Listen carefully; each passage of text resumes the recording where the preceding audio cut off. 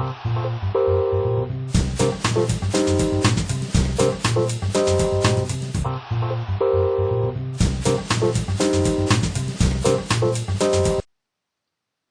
à tous et bienvenue sur votre assistante. Aujourd'hui, nous allons découvrir quelle est la différence entre Photoshop et Illustrator et dans quel cas utiliser l'un ou l'autre. Après l'article sur la différence entre Excel et Access, j'ai décidé d'en faire de même pour vous montrer la différence entre Photoshop et Illustrator. Tout d'abord, reprenons les bases. Photoshop est un logiciel de traitement d'image, principalement utilisé pour la retouche photo, mais aussi pour le photomontage, donc par exemple mettre une tête d'animal sur un corps d'être humain. Le résultat est composé d'images matricielles ou bitmap, donc de pixels. Illustrator, quant à lui, est un logiciel de création graphique, c'est-à-dire composé de courbes et de droites créées par des formules mathématiques. Il n'y a pas besoin d'être fort en maths, le logiciel le fait tout seul. Le résultat est composé d'images vectorielles, donc de vecteurs. Ces images ne contiennent ainsi aucun pixel, contrairement à Photoshop. Alors, à droite de l'écran, j'ai une image créée avec Illustrator. Donc c'est Illustrator qui est ouvert. Et à gauche, j'ai la même image que j'ai enregistrée depuis Illustrator pour la mettre sur Photoshop. À gauche, c'est Photoshop. Mais ce sont exactement les mêmes images. Donc, la différence flagrante entre Photoshop et Illustrator, c'est que plus vous agrandirez votre image sur Photoshop, plus vous perdrez en qualité, puisque l'image sera de plus en plus pixelisée, c'est-à-dire floue. On appelle également cela un effet d'escalier ou crénelage. Donc si vous créez votre image sur Illustrator ou si vous l'importez et la vectorisez, vous pourrez l'agrandir autant que vous voudrez. Cette dernière sera toujours de bonne qualité. Donc je vous montre ce que ça donne. Donc là je m'approche. Voilà, vous voyez bien, il n'y a aucun pixel. Ce sont des courbes droites, des lignes droites. Alors que ici, voilà, on peut zoomer. Là on les voit très bien les pixels. Donc là on a un effet d'escalier. Alors, de plus, une image vectorielle est moins lourde qu'une image bitmap, puisque cette dernière contient pixel par pixel toutes les informations de l'image. Donc plus votre image est grande visuellement, plus elle sera grande au niveau de son poids également. Donc pour exemple, là il n'y a vraiment rien sur l'image, je ne sais pas si vous l'avez vu juste avant, voilà. Il n'y a rien, il y a juste du jaune, du noir, il n'y a pas de dessin, rien. Mais déjà à droite, donc on a 248 kilooctets, je parle pour le fichier natif, et à gauche 798. Donc là il n'y a vraiment pas une grosse différence. Mais voilà, plus votre dessin sera complexe, plus il y aura de différence à ce niveau. Donc dans quel cas utiliser Photoshop ou Illustrator? Donc comme leur nom respectif l'indique, Photoshop devrait être utilisé uniquement pour les photographies et Illustrator pour les illustrations. Donc vous devez utiliser Photoshop lorsque vous faites de la retouche photo, donc changement de luminosité ou de saturation, ajout ou suppression d'éléments sur une photo comme on l'a déjà vu, corriger les imperfections, on l'a déjà vu aussi, plein de choses comme ça, mais également les photomontages et les maquettes de sites internet par exemple.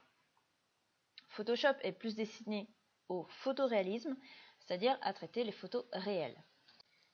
A l'inverse, si vous souhaitez créer une charte graphique entière, un logo, une affiche de rue ou tout autre élément de ce genre, vous devrez plutôt utiliser Illustrator. De cette manière, vous pourrez faire une seule création et la réutiliser pour tous vos supports commerciaux.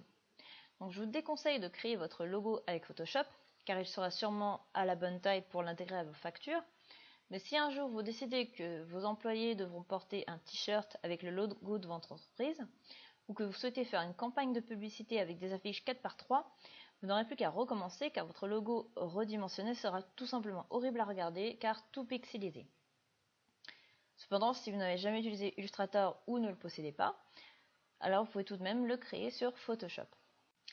Alors, comme on dit souvent, les coordonnées étant les plus mal chaussées, voilà, vous pouvez vous apercevoir que mon logo est créé avec Photoshop. Alors, auparavant, pour ceux qui s'en souviennent, j'étais le secrétaire et mon logo ressemblait à celui-ci, mais avec un encre et un stylo en plus. Donc, c'était à peu près ça, ici, qu'on voit dans la barre. Donc, j'avais procédé de la sorte car à mes tout débuts, je connaissais rien du tout à Illustrator. Cela fait environ 2 ans aujourd'hui que j'ai commencé. Et donc, comme je me suis lancée en 2009, je n'y connaissais rien en Illustrator. Donc, l'image de libre de droit que j'avais trouvée n'était en fait qu'une image PNG, je crois, et donc c'était pas un vecteur. Et donc par facilité, j'ai continué sur Photoshop. Mais bon, maintenant qu'il n'y a que du texte, j'aurai pas de problème de pixelisation. Il me suffira d'agrandir le texte dans la mesure où les fontes utilisées seront toujours sur mon ordinateur. Il n'y aura pas de problème à ce niveau. Alors la fausse bonne idée, ce serait de créer un logo immense sur Photoshop. Donc de cette manière, vous vous dites qu'il pourra servir à toutes les utilisations que nous venons de voir. Mais rappelez-vous que nous avons vu précédemment que l'image sera très lourde. Donc c'est pas une idée non plus. Donc soit vous avez un logo qu'avec du texte, mais bon c'est quand même assez rare. Soit vous le faites sur Illustrator, vous faites des formations, ou bien sûr vous faites appel à un graphiste.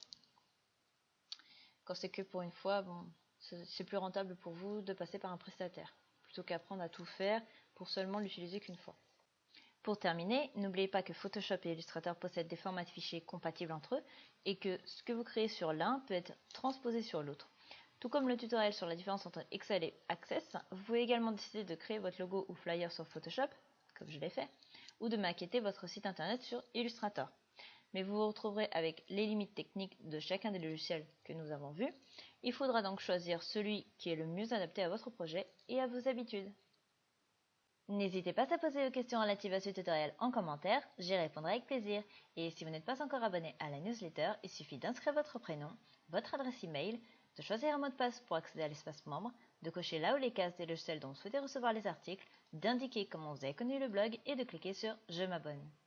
Ensuite, validez le mail reçu afin que votre accès à l'espace membre soit validé et que vous puissiez télécharger gratuitement le mini-guide Office et Adobe, ainsi que le livre numérique Votre meilleure astuce pour gagner du temps, issu de l'événement Interblogueur auquel j'ai participé. Vous recevrez également tous les futurs articles du blog, s'ils correspondent à vos choix. À bientôt sur votre assistante.